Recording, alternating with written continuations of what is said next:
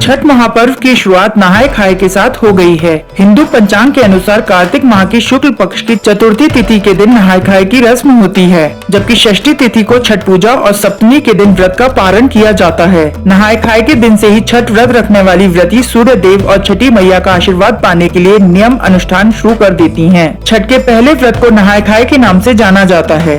इस दिन व्रती नदी या तालाब में स्नान करके छठ व्रत करने का संकल्प लेते हैं।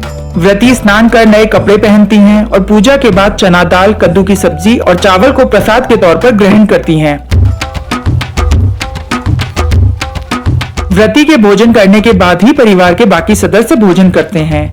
नहाय खाए के दिन भोजन करने के बाद व्रती अगले दिन शाम को खरना पूजन करती हैं। खरना पूजन में महिलाएं शाम के समय लकड़ी के चूल्हे पर गुड़ की खीर बनाकर उसे प्रसाद के तौर पर खाती हैं और इसी के साथ उनका 36 घंटे का निर्जला व्रत शुरू हो जाता है। खरना के दिन ही भोग के लिए ठेकुआ और अन्य चीजें बनाई जाती हैं।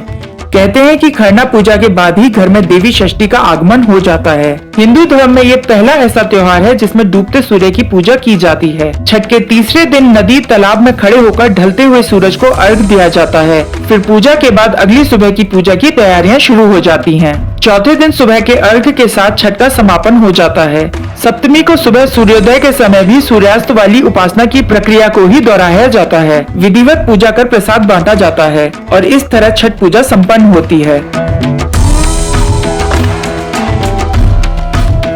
मान्यता है कि छठी पूजा करने से निसंतान दंपतियों को संतान सुख की प्राप्ति होती है, परिवार में सुख समृद्धि आती है। छठ पर्व में सूर्य की आराधना का बड़ा महत्व है। धार्मिक मान्यताओं के अनुसार छठी मैया को सूर्य देवता की बहन माना जाता है। कहा जाता है कि छठ पूजा करने से सैकड़ों यज्ञों के फल की प्राप्ति होती है और सभी मनोकामनाएं पूर्ण होती हैं।